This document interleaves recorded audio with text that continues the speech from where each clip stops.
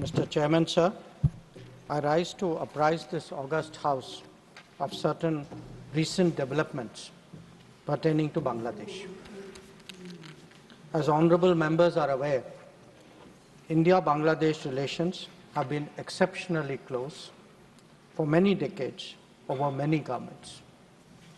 Concern about recent violence and instability there is shared across the political spectrum.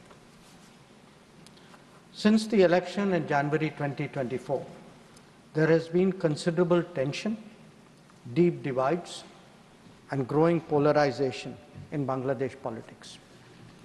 This underlying foundation aggravated a student agitation that started in June this year. There was growing violence, including attacks on public buildings and infrastructure, as well as traffic and rail obstruction. The violence continued through the month of July. Throughout this period, we repeatedly counseled restraint and urged that the situation be diffused through dialogue. Similar urgings were made to various political forces with whom we were in touch. So, despite a Supreme Court judgment on 21 July, there was no let-up in the public agitation. Various decisions and actions taken thereafter only exacerbated the situation. The agitation at this stage coalesced around a one-point agenda, that is that the Prime Minister, Sheikh Hasina, should step down. On 4th August, events took a very serious turn. Attacks on the police, including police stations and government installations, intensified even as overall levels of violence greatly escalated. Properties of individuals associated with the regime were torched across the country. What was particularly worrying was that minorities, their businesses and temples also came under attack at multiple locations. The full extent of this is still not clear. Sir, on 5th August, demonstrators converged in Dhaka despite the curfew. Our understanding is that after a meeting with leaders of the security establishment, Prime Minister Sheikh Hasina apparently made the decision to resign. At very short notice, she requested approval to come for the moment to India.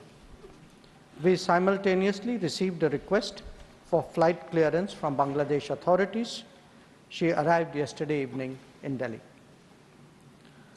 The situation in Bangladesh, sir, is still evolving.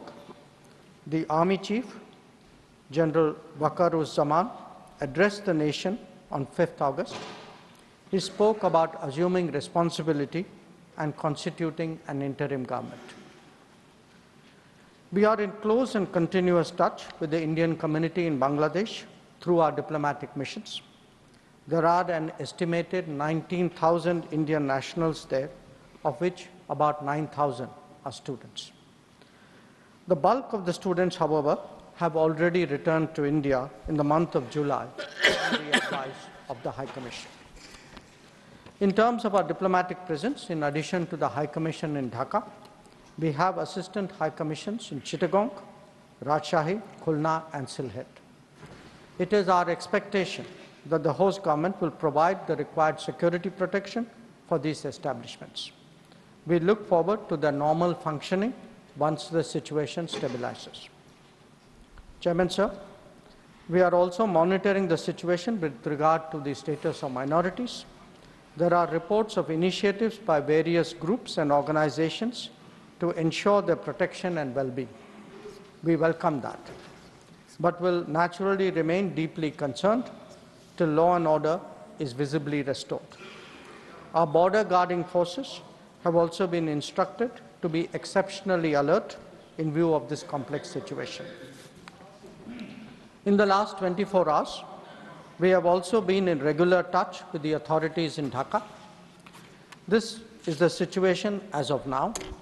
I seek the understanding and support of the House in regard to sensitive issues regarding an important neighbor on which there has always been strong national consensus. Thank you.